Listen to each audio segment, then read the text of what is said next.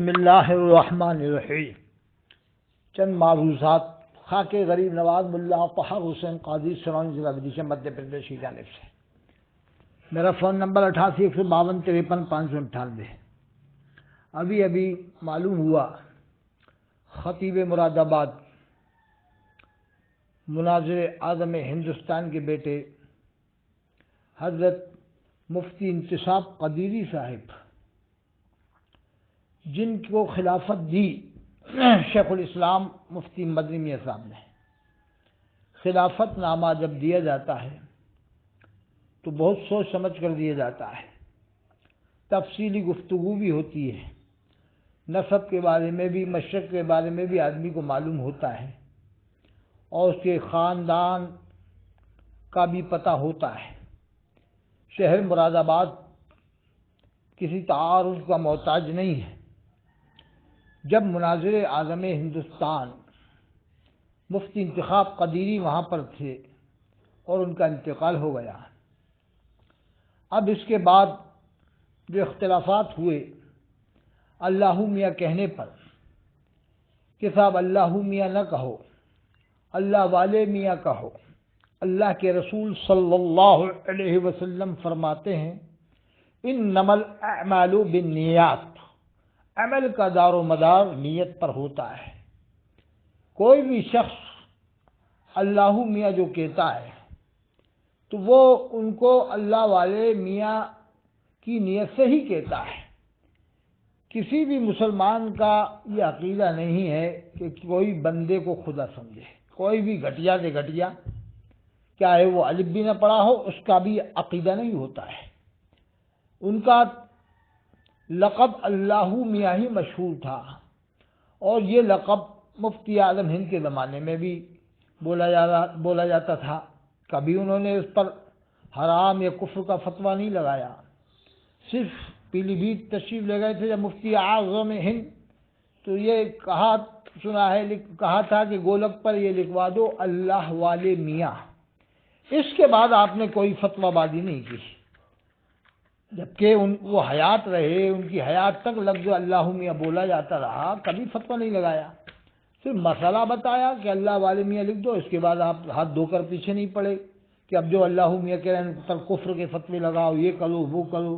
کوئی مہم اس طرح کی نہیں بنائی، کوئی تحریک نہیں بنائی، اور یہ مسئلہ بتانے کے بعد بھی آپ باقاعدہ حیات رہے کافی ٹائم تک۔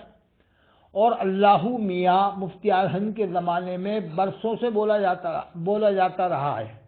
یہ لفظ برسوں سے بولا جاتا رہا ہے۔ جب مفتی حیات تھے، آپ کی حیات میں کیونکہ اللہ میاں آج کے نہیں ہیں، قریب 80 سال کم بیش، مجھے ان کی تاریخ نہیں معلوم، لیکن آئیڈیا سے اندازے سے کہہ رہا ہوں کہ 80 سال یا 90 سال ان کے انتقال کو ہوئے ہوں گے۔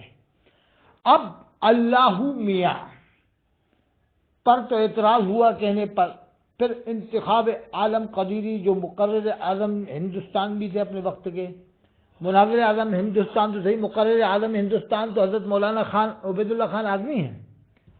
وہ خطیب الہند کا لقب ان کو ملا، حضرت مولانا عبید اللہ خان اعظمی کو، تو ان کو بھی تو کافر قرار دیا محدث کبیر ضیاء المصطفیٰ صاحب نے، تو پھر ان کو مفتی نظام الدین صاحب نے کیوں مسلمان قرار دیا؟ یہ کیا ڈرانے بازی ہو رہی ہے، سمجھ میں نہیں آ رہا۔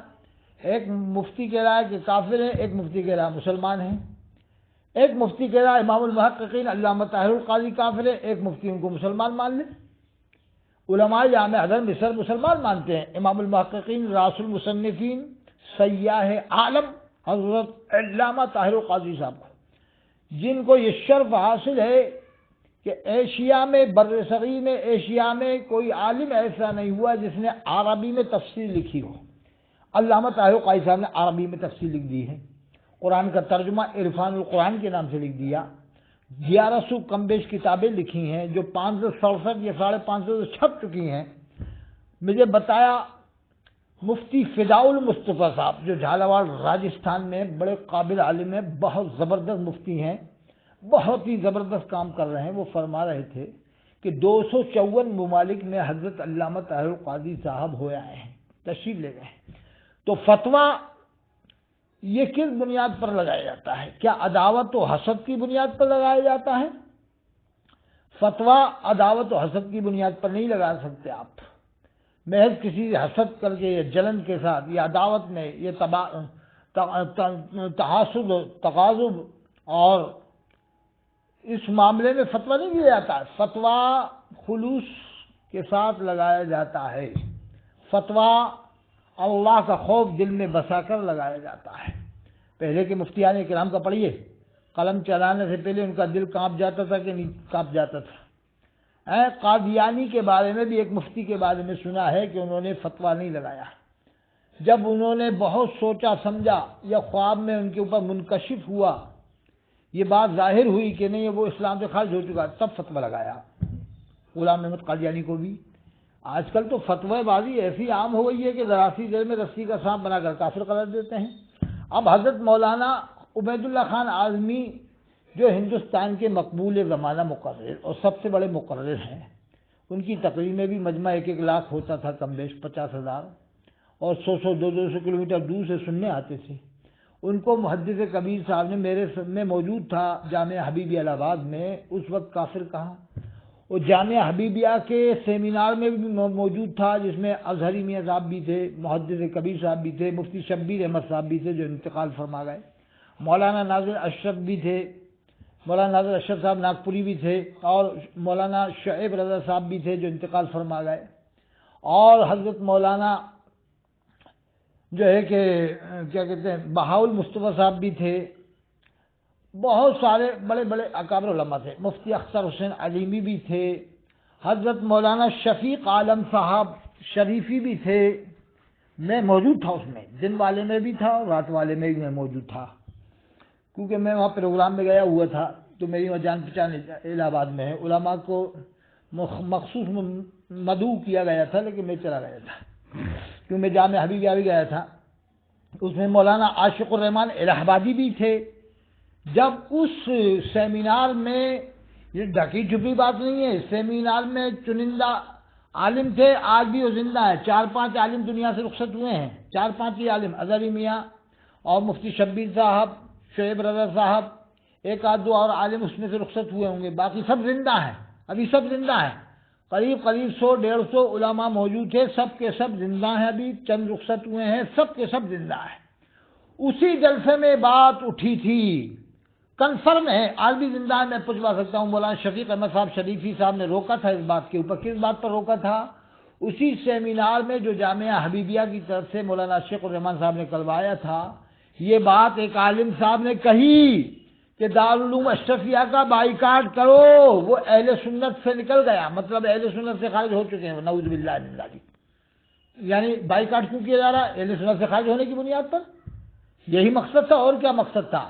یعنی کس بات پر دارالعلوم کے بائیکاٹ ہونے کی، اشرفیہ کے بائیکاٹ ہونے کی بات اٹھائی گئی تھی جامعہ حبیبیہ سے جو کی طرف سے جو سیمینار ہوا تھا؟ چلتی ٹرین میں نماز ہو جائے گی کہ نہیں ہوگی، اس بات پر سیمینار ہوا تھا.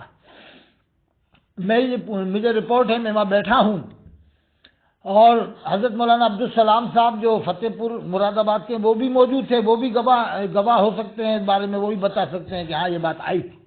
اور 100-150 عالم گواہ ہیں، کم سے 100 عالم تو گواہی ہیں. اس میں ایک عالم نے کہا کہ دارالعلوم اشرفیہ کا بائیکاٹ کرو. کیوں بائیکاٹ کرو؟ کہ وہ اعلیٰ حضرت کو نہیں مانتے، ہر بات کو نہیں مانتے، ان کے ہر فتوے کو نہیں مانتے. استغفر اللہ، یہ کون سی بات ہوئی؟ اعلیٰ حضرت کو اس طرح سے منوانا، اعلیٰ حضرت کو اس طرح سے منوانا جیسے اللہ اور رسول کو منوایا جاتا ہے. یہ کون سی بات ہوئی کہ صاحب اعلیٰ سے اختلاف کرنے کی بنیاد پر دارالعلوم اشرفیہ کا بائیکاٹ کیا جا رہا ہے؟ یہ کیا طریقہ اپنا رکھا ہے؟ چاروں اماموں میں اختلاف ہے، شافعی، مالکی، حنبلی، حنفی میں. کوئی حنفی شافعیوں کا بائیکاٹ نہیں کرتا، نہ شافعی حنبلیوں کا بائیکاٹ کرتا، نہ قاضی چشتیوں کا بائیکاٹ کرتا، نہ چشتی قاضیوں کا بائیکاٹ کرتا. لیکن ان لوگوں نے عجیب ماحول بنا رکھا ہے کہ جو فاضل بریلوی کی ہر بات کو نہیں مانے گا اس کو بائیکاٹ کیا جائے. چلتی ٹرین میں نماز جائز بتا دی، اس کا بائیکاٹ کیا جائے مفتی نظام الدین صاحب کا. اور اگر مائک سے نماز جائز بتا دی تو اس کا بائیکاٹ کیا جائے. تو اب یہ رضوی بھی اظہری میاں کے مرید خود نمازیں پڑھ رہے ہیں مائک سے، اور نمازیں پڑھا بھی رہے ہیں، تو ان کی نمازیں تو ہوئی نہیں اظہری میاں کے فتوے کے ساتھ. مفتی اعظم ہند کے فتوے کے ساتھ ان کی نماز نہیں ہو رہی. بمبئی میں چل جائیے، سینکڑوں مسجدوں میں مائک لگا ہوا ہے، اور وہاں تو 5 ٹائم نماز مائک سے ہوتی ہے. میں خود پڑھ کے آیا ہوں بمبئی میں. جو اظہری میاں کے مرید ہیں، مفتیان کے مرید ہیں، خود مائک سے نماز پڑھا رہے ہیں، تو ان کے پیچھے نماز بھی نہیں ہوئی، نہ ان کی نماز ہوئی. مفتیان کا فتویٰ ہے مائک سے نماز نہیں ہوگی. اب یہ بتائیے آپ کہ جامعہ اشرفیہ کا بائیکاٹ کیوں کیا جا رہا تھا جامعہ حبیبیہ الہ آباد سے؟ جامعہ حبیبیہ کی طرف سے جو سیمینار ہوا تھا کیوں کس بنیاد پر بائیکاٹ کیا جا رہا تھا. پھر اسی میں روکا حضرت مولانا شفیق الرحمان شریفی نے منع کیا, روکا کہ نہیں ایسے بائیکاٹ نہیں کیا جائے گا, وہ ہمارا اہل سنت کا ادارہ ہے. شفیق الرحمان صاحب سے پوچھ سکتے ہیں ان کا فون لے کر کے, کیا صاحب آپ نے روکا تھا, کیا یہ بات اٹھی تھی, کس نے بات اٹھائی تھی, وہ بتا دیں گے کس عالم نے بات اٹھائی تھی. ابھی میرا وہ عالم میرے ذہن میں وہ عالم کا نام نہیں ہے جس نے یہ بات اٹھائی تھی, لیکن سب خاموش رہے تھے, جتنے 100-150 علماء تھے رضی علماء سب خاموش بیٹھے, کسی نے اس کو ڈانٹا نہیں کہ ارے جہاں سے رئیس القلم علامہ ارشد القاضی پڑھے تو اس مدرسے کا بائیکاٹ کرنے کی بات کر رہا ہے, چپ بیٹھ. جہاں سے سلطان المرازی مفتی عبد المنان کلیمی پڑھے اس مدرسے کا تو بائیکاٹ کرنے کا کہہ رہا ہے, چپ بیٹھ. کسی نے یہ تک نہیں کہا جہاں سے نائب قطب مراد آباد حضرت مولانا مفتی یونس صاحب جو گلشن بغداد میں پڑھاتے ہیں, سب سے بڑے عالم ہیں, وہ فارغ ہے, اس کے بائیکاٹ ہونے کی بات کر رہا ہے. جہاں سے شارح بخاری امداد القاری بشرح صحیح بخاری مفتی عاقل صاحب پرنسپل منظر اسلام استاد العلماء محتاط عالم دین ہے, وہ وہاں سے فارغ ہے, تو اس کے بائیکاٹ ہونے کی بات کر رہا ہے. جہاں سے استاد العلماء حضرت مولانا مفتی مبارک حسین مصباحی فارغ ہے, وہاں کے تو بائیکاٹ ہونے کی بات کر رہا ہے. جہاں سے حضرت مولانا غلام یاسین صاحب جو انتقال فرما گئے, جامعہ حبیب نعیمیہ میں پڑھاتے تھے, انتقال فرما گئے, وہاں سے وہ فارغ ہیں, تو اس کے بائیکاٹ ہونے کی بات کر رہا ہے.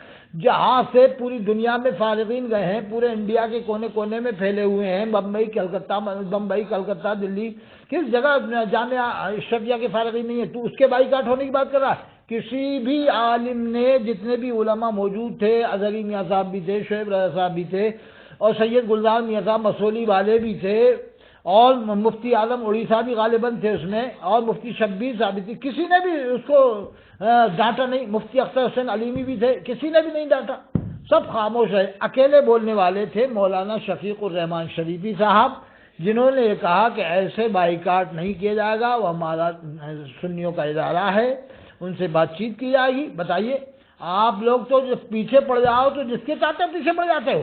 سمجھ میں نہیں آتی یہ بات کہ انتصاب عالم قدیری کو اگر خلافت دے دی تھی حضرت شیخ الاسلام مدنی میاں صاحب نے, اب بلا وجہ ان کے اوپر الزام لگانا کہ کیوں دی, اور آپ ان کو اس کو کافر کا, وہ صوفہ کلیم حنفا, وہ بمبئی کا ذکورہ, وہ صوفہ کلیم حنفا, مقائد الفیل, یہ شاہد رضا گھوسی نے بھی کتنی بڑی گستاخی کی, صوفہ نے بات اٹھائی, یہ صوفہ کلیم حنفا ذکورہ نے بات اٹھائی تھی کیا کہ تو نے شاہد رضا مصباحی پورے ہندوستان کے اولیاء کرام کی خانقاہوں کو چیلنج دیا کہ سب کو جمع کر لو, میں اکیلے افضل رضا صاحب کو لاؤں گا, ادھر بھیڑ زیادہ ہوگی, سارے خانقاہوں کے عالم ایک جگہ جمع ہو جائیں, سجانشی جمع ہو جائیں, اولیاء جتنے بھی اولیاء کرام کی خانقاہ ہیں وہاں اتنی بھیڑ نہیں ہوگی جتنی اکیلے افضل رضا صاحب کے آنے پر بھیڑ ہوگی. استغفر اللہ, پس پردہ اس نے اولیاء کرام کی شان میں کی گستاخی کی. امام الہند سراج بلال حضرت شیخ محی الدین چشتی اجمیری رحمۃ اللہ علیہ کی شان میں گستاخی کی.